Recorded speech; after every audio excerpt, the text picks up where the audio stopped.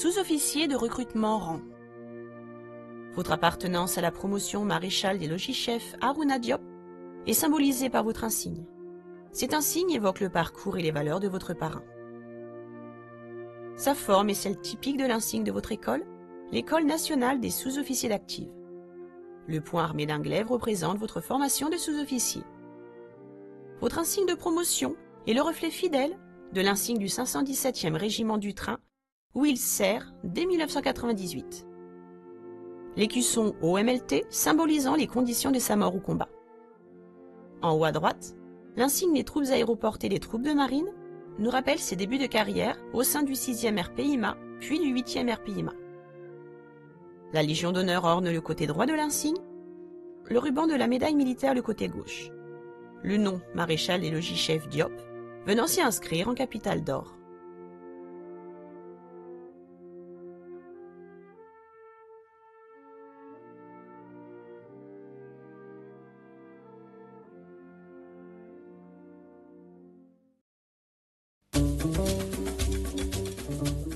Harouna Diop est né le 11 septembre 1969 à Yaoundé, au Sénégal. Il effectue son service national en tant qu'appelé volontaire service long au 6e régiment de parachutistes d'infanterie de marine à Mont-de-Marsan en 1991. Il est déjà caporal-chef VSL lorsqu'il est déployé au Cambodge en 1992 dans le cadre de l'autorité provisoire des Nations Unies. Il y est félicité par le colonel Iras Torza pour sa conscience professionnelle et son total dévouement. Son comportement exemplaire dans des conditions d'emploi souvent très difficiles est également souligné. L'année suivante, il repart en opération en Côte d'Ivoire. À l'issue de ses obligations militaires, il s'engage le 4 janvier 1994 au titre du 8e régiment de parachutistes d'infanterie de marine de Castres comme marsouin parachutiste de première classe et y enchaîne rapidement 2 opérations extérieures en ex-Yougoslavie en 1994 puis en 1996. Promu au grade de caporal en 1997, il participe au mois de juin à l'opération Pélican au Congo et y reçoit une seconde lettre de félicitations pour son action en tant que chef de pièce Milan.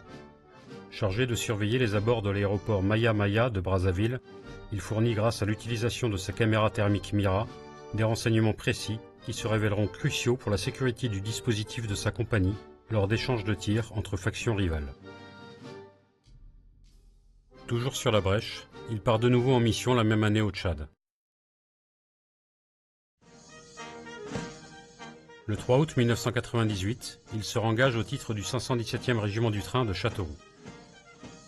Dès l'année suivante, il reçoit une lettre de félicitations pour son investissement remarqué lors des portes ouvertes du régiment. En août 1999, il est engagé en Bosnie-Herzégovine au sein des actions civilo-militaires. Il démontre au quotidien sa disponibilité et son professionnalisme. Il est félicité une nouvelle fois pour sa constance et sa rigueur dans la gestion des stocks de denrées alimentaires destinés aux populations locales. Il est nommé brigadier-chef le 1er avril 2000. En 2003, il est projeté une seconde fois en Côte d'Ivoire, puis au Kosovo au premier semestre 2006.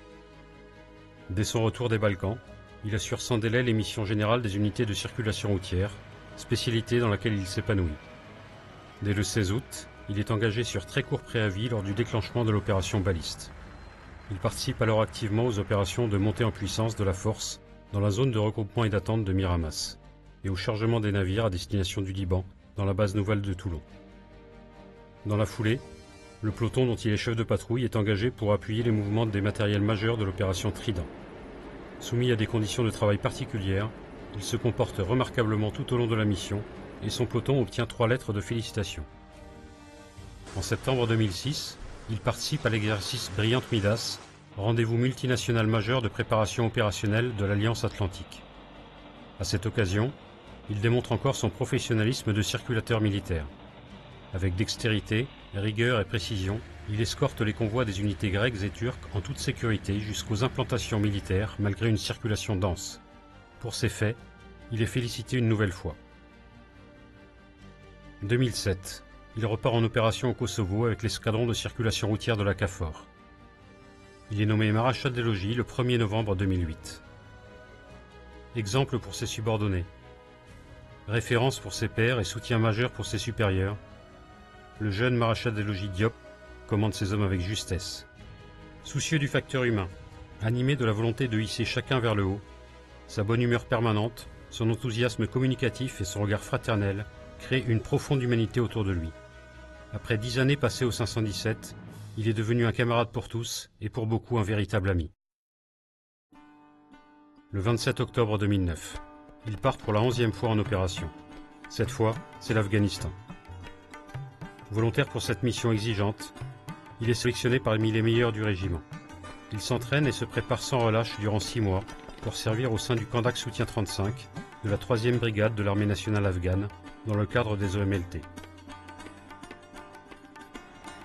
Adjoint de patrouille de circulation, sa fonction le place systématiquement en tête des éléments d'escorte, en première ligne sur les routes et les pistes piégées par un ennemi insaisissable.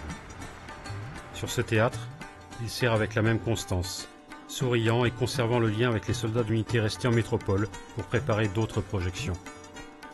Depuis le théâtre afghan, il leur consacre du temps et s'applique à adresser à chacun personnellement un message à l'occasion des fêtes de fin d'année. Ces mots d'encouragement pour certains, de vœux pour tous, sont marqués de joie et d'enthousiasme. En véritable frère d'armes, à plus de 6500 km des siens, il nourrit le lien indéfectible avec les forces vives de l'unité.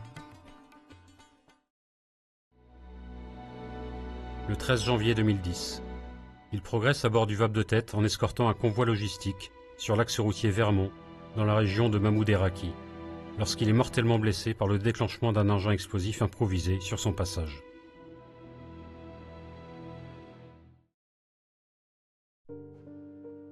Pour son sacrifice au service de la France, Harouna est cité à l'ordre de l'armée avec attribution de la Croix de la valeur militaire avec palme de bronze. Il est également promu à titre exceptionnel au grade de maréchal des logis-chefs, se voit conférer la médaille militaire et est fait chevalier de la Légion d'honneur. Il repose dans son village natal au Sénégal. Une stèle en sa mémoire est érigée au carré militaire de Déol.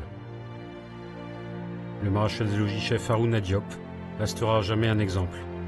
Dans toutes ses missions, votre parrain a fait preuve de toute sa valeur et de ses qualités de soldat professionnel.